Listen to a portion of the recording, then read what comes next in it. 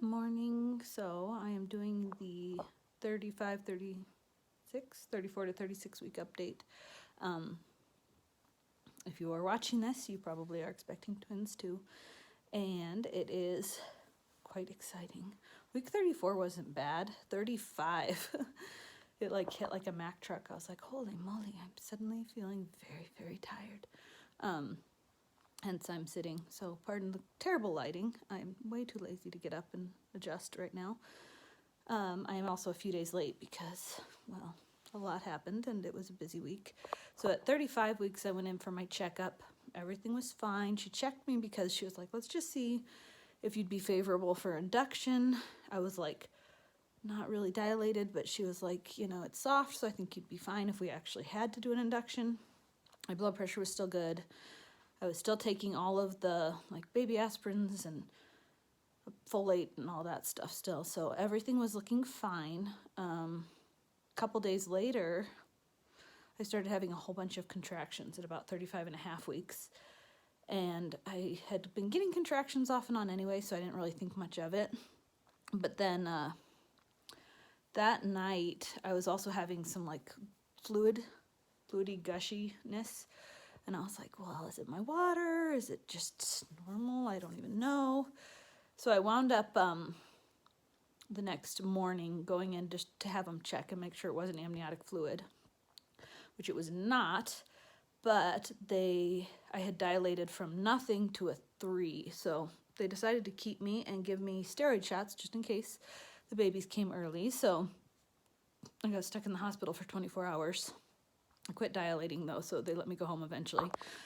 And I got the steroid shots. Those, they didn't hurt as much going in as I'd heard. Like everyone was like, oh, it hurts so much when they inject you. I did not feel it then, but I definitely the next day, like my back ached, my hips hurt more. It was like one in each side on my hips. So it was like, that was really painful for a few days after. Heat really helped that a lot. And then the baby's like activity level went slowed way down after that, which the maternal fetal medicine doctor was like, that's totally normal. It's no big deal. Their heart rate even slows down for about a week afterwards. So it's been a week, and last night they were rambunctious. So I was like, oh, okay. Apparently they're getting their wind back. So they're, now I'm 36 and a half weeks, and mostly I'm just really tired. I have contractions like all the time now, which they are not consistent. They're pretty spaced out, but they wake me up at night. So it's like all night long I'm sleeping, and then I'll get woken up, and then I'll fall asleep for another half hour, and then I'll wake up. So that's been a little bit unpleasant. A little nauseous. Let's see what other lovely nearly full-term symptoms do you get. Really bad heartburn still. Still doing the Pepcid AC, taking Tums. Trying to stay hydrated. That's been fun. Let's see what else was I going to tell you guys. The shortness of breath is unreal. Like I can barely walk around my house without being completely winded. My blood pressure's starting to creep up, but they made me stop the baby aspirin because of getting closer to delivery. So now I just have to like keep a close eye on my blood pressure. I'm puffy, very swollen, but nothing worse than usual for me with pregnancy. They scheduled my induction. It was supposed to be on the 1st, and then the day was booked up, so they switched it to the 2nd, which I don't really care either way. And I'll be just over 38 weeks at that point. The one thing I did learn was labor and delivery during coronavirus is not nearly the fun that it is when it is not coronavirus. I mean, like, ours is really awesome. Usually they have like a 1-to-1 patient to nurse ratio, which is amazing. And so you have like your own little doting nurse that would come take care of you and check on you and bring you stuff. And they have like a really nice snack room where you can get drinks and snacks if you need to, or send your husband over for them. When they checked us into labor and delivery, they had us wear a mask when someone was in the room, and then they did a swab to check to see if I was positive for COVID, which I was negative. Once I was negative, I didn't have to wear the mask, but I could opt to wear it. My husband, they didn't check him, but he had to wear a mask if someone was in the room. They weren't like super strict. Like if he was asleep, obviously they didn't make him wake up and put on a mask or whatever. And like at one point they came in, he was eating breakfast and they just didn't say anything. So, but they were so busy, and the staff ratio is like 3 or 4 to 1 now.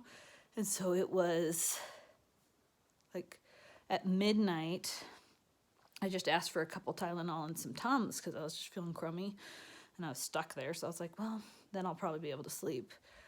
And they weren't able to get it to me till 5 a.m. So it took 5 hours to get Tylenol and Tums. I was like, oh. Usually they're super fast. So that was a little bit disappointing. And I mean, they were really nice. They were trying their hardest, but it was definitely not like a super hands-on, awesome, easy experience. So I decided to change what I packed. I packed a lot of snacks because like they also don't let you go get your own food or drinks. They have to bring it to you. So bless their hearts, they're like running around taking care of patients and trying to feed hungry, hangry pregnant people. So that was a bummer. So I did pack some more snacks and threw some stuff like that in my bag, things that I would want not have to wait hours for. And then I also finally quit procrastinating enough to pack my husband's hospital bag. And yeah, got all the baby stuff washed because it's getting closer. And that was about it. So up until then, it's just been mostly like cramping and not feeling great, but not absolutely horrific either. So at this point, I'm like 10, 11 days out from induction. So we'll see what happens. We'll see if we carry that far. They weighed them in at the last appointment, 36 weeks, at 5 pounds, like 10 ounces. So they're almost 6 pounds each, so that's cool. And they're doing well. They looked good. They looked healthy. Everything looked fine. So just hope they cook as long as they're supposed to and come out when they need to. And otherwise, I will update you guys maybe next week after, or I might wait till the 38-week point, just depending on how things seem to be going. I'm mostly curious about postpartum. Like, how is that going to feel? Because, yeah, that's going to be really interesting.